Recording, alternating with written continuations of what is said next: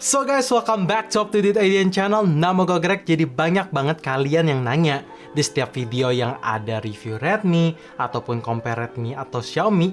Banyak yang nanya, Redmi Note 8 masih worth it gak sih dibeli di tahun ini? Redmi Note 8 upgrade ke Redmi Note 9 worth it gak sih? Jadi di sini atau di video ini gue akan kasih tahu kalian kenapa HP ini masih worth it dan layak dipakai sampai tahun 2021. Penasaran kan? Make sure kalian nonton sampai habis dan langsung aja let's check it out. HP-HP zaman sekarang sampai ke kelas entry level pun sudah mengusung desain bezel-less. HP ini sih juga udah pakai desain tersebut. Memang belum pakai punch hole yang kekinian, tapi gue tahu dan gue yakin beberapa dari kalian yang nonton masih betah atau masih suka dengan desain water drop notch. Jadi harusnya aman. Yang penting kan udah bezel-less, ditambah dengan ukuran layar 6,3 inch, bikin HP ini cukup compact untuk dioperasikan menggunakan satu tangan. Lanjut, untuk resolusi layar sendiri gue tidak ada komplain. Full HD Plus-nya udah bener-bener tajam, dan kalau misalkan dipakai main game, nonton, scrolling Instagram juga udah oke berkat tipe layarnya udah pakai IPS LCD. Paling refresh rate memang belum menggunakan 90Hz terbaru, tapi untuk 60Hz MIUI di HP ini juga udah oke sih. So far aman-aman aja. Dan terakhir, ketahanan layarnya juga udah pakai Corning Gorilla Glass 5. Jadi layarnya udah aman sampai tahun 2021.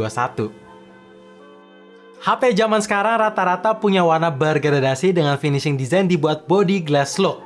Well, lagi-lagi Redmi Note 8 udah punya semua itu. Back cover udah menggunakan kaca asli atau Corning Gorilla Glass 5. Dan untuk warna Neptune Blue-nya pun udah dibuat bergradasi yang kece dan keren. Oh iya, HP ini bisa tahan cipratan air karena udah dapat sertifikat P2I. Tapi tetap jangan dilakukan secara sengaja kalau tidak urgent. Warranty akan void kalau HP ini rusak karena air ya.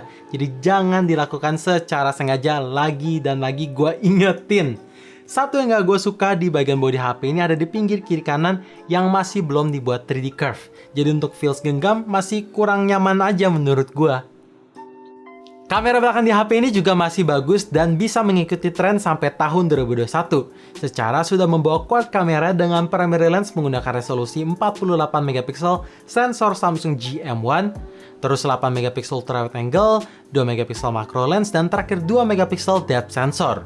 Untuk hasil foto di kondisi daylight pun menurut gue juga udah bagus. Detailnya dapet, dynamic range bagus, kontras warna sudah terlihat bagus, dan warnanya itu sudah cukup natural sampai ke lensa ultrawide-nya pun tidak ada komplain. Lanjut untuk low light juga gue tidak ada komplain. Secara sudah ada fitur night mode buat ngangkat detail dan buat ngangkat cahaya ketika kalian mau foto di kondisi cahaya yang kurang. Nice sih. Satu keluhan gue, night mode belum bisa jalan di lensa ultrawide. Itu aja, sayang banget memang. Dan untuk perekaman video gimana bang? Menurut gue juga masih bisa diandalkan sampai tahun 2021 juga. Secara sudah support EIS atau Electronic Image Stabilization di lensa ultrawide maupun primary lensnya. Jadi udah stabil ya. Untuk kamera depan sih sayang emang belum stabil. Tapi yang penting kan kamera belakangnya udah stabil. Dan untuk video slow-mo pun sudah tersedia.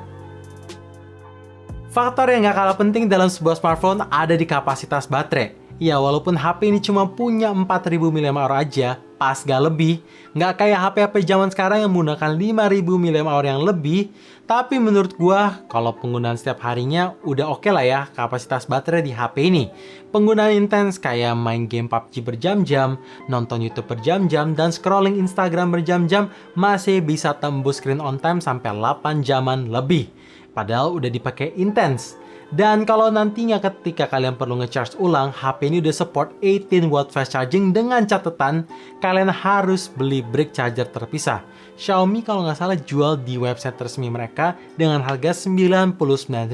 Jadi kalau mau ngecharge cepet, ya kalian harus keluar ekstra duit lagi. Tapi intinya udah support 18W fast charging. Dan terakhir portnya udah pakai Type-C juga. Ketika kita beli HP baru, pasti ada kemungkinan untuk dipakai minimal sampai 2 tahun atau bahkan sampai HP tersebut rusak. Ya, HP ini nanti akan dapat software update ke Android 10 dengan tampilan antarmuka ke MIUI 12. Pas video ini dibuat sih masih di Android 9 dan masih run di MIUI 11. Tapi kalau misalkan gua lihat pattern dari Redmi Note 5 yang sekarang udah bisa ngicipin MIUI 12, otomatis HP ini harusnya bisa nyentuh atau bisa dapat update sampai MIUI 13 asalkan Xiaomi tidak ngerubah pattern software update mereka.